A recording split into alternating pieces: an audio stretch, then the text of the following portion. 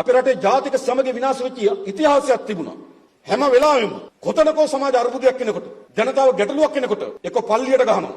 මම මේ ළඟදී හමුදාය බුද්ධ්‍යංශ නිලධාරීන් මුණ ගැහුණු වෙලාවේදී ඔවුන් එක සාකච්ඡා කරා. හරි ඉතා පැහැදිලි.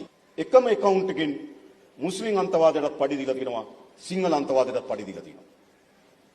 මහජනගේ බදු මුදල් වලින් මතකද බලන්න. එල්දර වෙලා තිබුණා.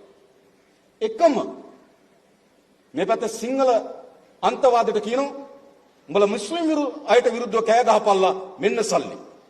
අර පැත්තේ මුස්ලිම් අයට කියනවා අන්තවාදීන් තෝරගෙන උඹලා සිංහලට විරුද්ධව කෑ ගහපල්ලා මෙන්න පඩි. එකම ආණ්ඩුවේ බදු මුදල් වලින් ගෙවලා කියනවා. මතකද බලන්න. එයි ඔවුන් හැම වෙලාවෙම මේ ජාතිවාදී උපයෝග කරගත්තා උන්ගේ පැවැත්ම වෙනුවෙන්. හැම කෙනාගේම තමන්ගේ ජාතිකත්වය පිළිබඳව, තමන්ගේ සංස්කෘතිය පිළිබඳව බැඳීමක් තියෙනවා. ඒ බැඳීම අවුස්සනවා. ඒ බැඳීම ගිනි තියනවා. ගිනිතල අවුස්සනවා. සියලු ප්‍රශ්න යට ගන්නවා. හැබැයි අපි කියන්න කැමතියි දැන් අපේ ආණ්ඩුව අරගෙන කිසිදු තැනක ජාතිවාදී ප්‍රවණතාවයක් හෝ ජාතිවාදී ගැටුමක් ඇති නොවුණු කාලය තමයි අපේ ආණ්ඩුව අත්පත් කරගත්තු කාලය. ඒක තමයි සමාජ සාධනය. ඒක තමයි සමාජ ඉදිරියට යනවා කියන්නේ. අපි හැම විටම කියනවා ජාතිවාදයට අය කිසිසේත්ම අපේ රටේ අපි ඉඩක් දෙන්නේ නැහැ. මතක තියාගන්න. මේ රට එකට ගොඩනගන රටක් බවට පත් කරනවා. ඒ නිසා ආණ්ඩුවක් හැටියට අපිට තව යා යුතු දුර ගොඩක් තියෙනවා. හැබැයි පදනම් පෞරු ශක්තිමත් කරලා තියෙනවා. අපිට අද ඊටම ශක්තිමත් කුළුණු මත නැගිට මේ රටේ පුරවැසියන්ට, මේ රටේ ආර්ථිකයට, කර්මාන්තකරුවන්ට, ව්‍යවසායකයන්ට ආරාධනා කරන්න පුළුවන් දැන් එන්න රට හදන්න කියලා.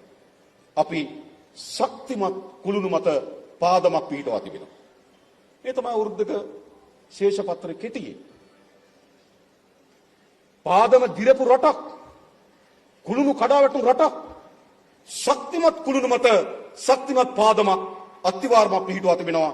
අපි කර්මාන්තකරුවට ආරාධනා කරනවා දැන් එන්න ඔබගේ කර්මාන්තය. දැන් එන්න ව්‍යවසායකයා, දැන් එන්න විදේශගත ශ්‍රී ලාංකිකයා. අපි හැමදෙනාටම ආරාධනා කරනවා මෙතෙන් සිට අපි ගොඩනැගීමේ දිශාවට රට පරිවර්තනය කරනවා.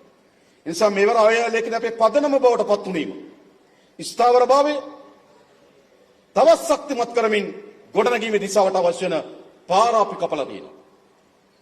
සමහර ශේෂ්ත්‍ර අපි දොරට විවෘත කරලා තිබෙනවා. තව දුර ගමනක් යන්න ඕනකම තිබෙනවා.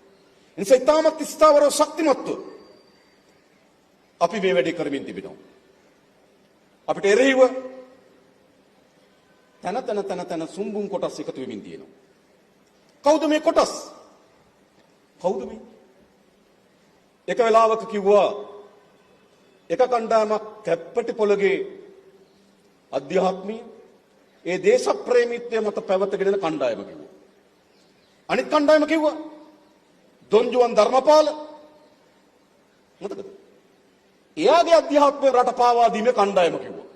දැන් දොන්ජුවන් ධර්මපාලගේ ටීම් එකයි කැප්පටි පොළගේ ටීම් එකයි එකට. ඇයි? එන මොකවත් නෙවෙයි. මම කියන්නේ ඇයි එකතු වෙන බල කරලා තියෙන්නේ. ඊළඟ ගත්තොත් කණ්ඩායම දේශ ද්‍රෝහීන් කිව්වා. රට පාවා දෙන අය අනිත් කණ්ඩායම දේශ ප්‍රේමීන් කිව්වා. දැන් ඒ ඔක්කොම එකට එකතු වෙමින් තිබෙනවා. දේශද්‍රෝහීන් සහ දේශ ප්‍රේමීන්. තව කණ්ඩායමක් ලසන්ත ඝාතනය කරා කිව්වා. අනිත් කණ්ඩායම ලසන්තගේ මිතුරා කිව්වා. දැන් ලසන්තගේ මිතුරයි ලසන්තගේ ඝාතකයයි එකට එකතු වෙන බල කරලා තියෙනවා. මොකද්ද මේ දේශපාලන විපර්යාසය? මොකද්ද උනේ? එක් කණ්ඩායමක් මහා බැංකුවේ මහමංකොල්ලකාරයා කිව්වා.